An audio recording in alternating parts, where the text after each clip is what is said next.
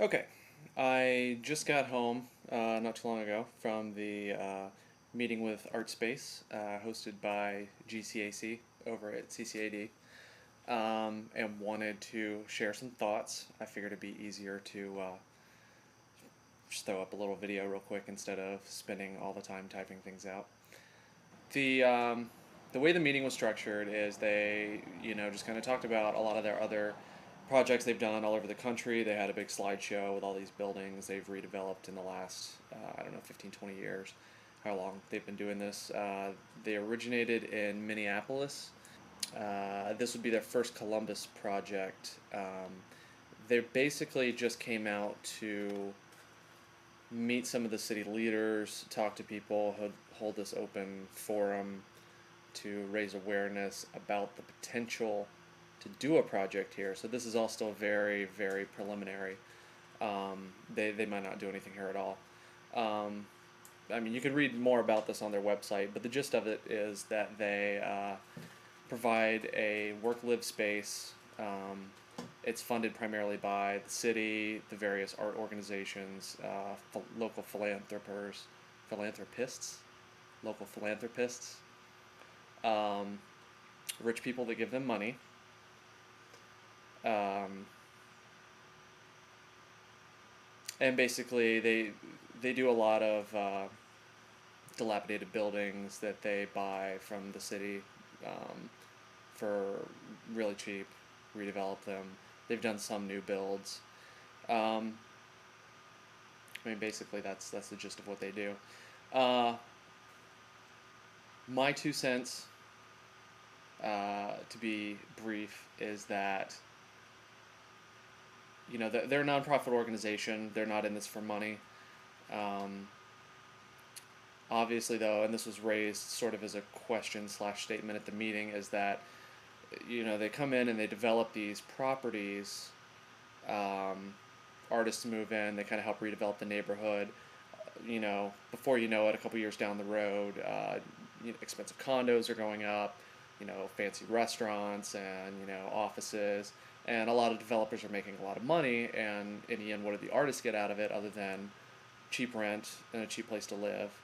Um, I mean, they get the knowledge, of knowing that they've done something good, for the community.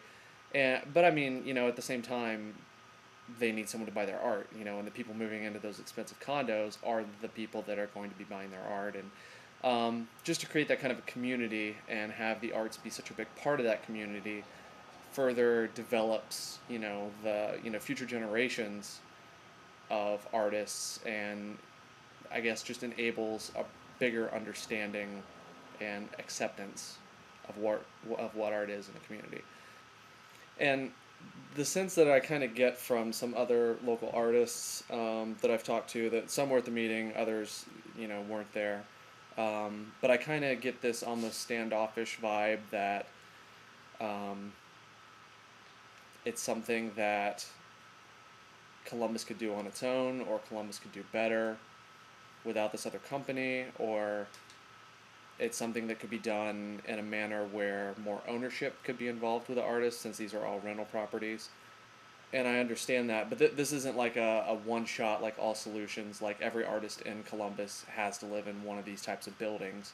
This is probably, if they do anything at all, this is going to be just one building, 40-unit building where artists are given an opportunity to live and work in this building.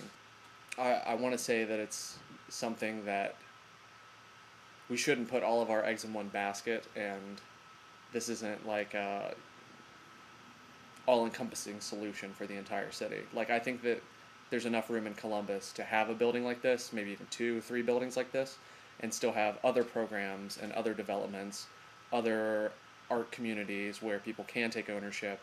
There's enough room on the market for apartments and condos, so why can't there be enough room for this artist development and other artist developments? I mean, I don't think it's going to hurt the city in any way. And if an artist doesn't like what it stands for, doesn't want to live there, they don't have to. There's other opportunities and other things should be pursued. So I think as long as the city doesn't try to put all of their eggs in one basket, and continues to look at other options and pursue other, developments similar to this but different in other ways, then I really don't think it's anything that is going to cause too much of a stir in a negative way.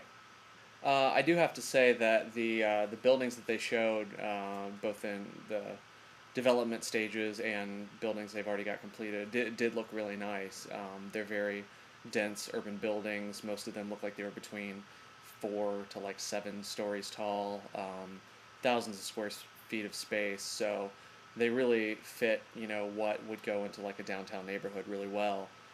But yeah, the people that hosted the event seemed really receptive to the questions that were raised, both good and bad. There were some people there that seemed like they were there just to praise the program, and then there were others who were raising some pretty critical questions, which was nice. I mean, it did seem like there was a nice balance of suits and artists and everyone in between.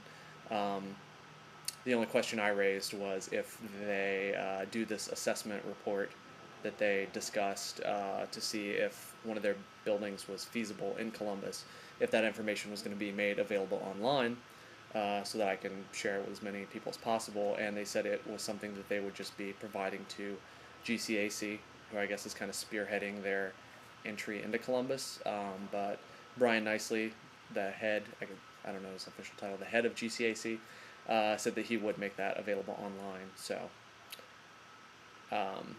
if they do that assessment, I will definitely do my best to share it with everyone.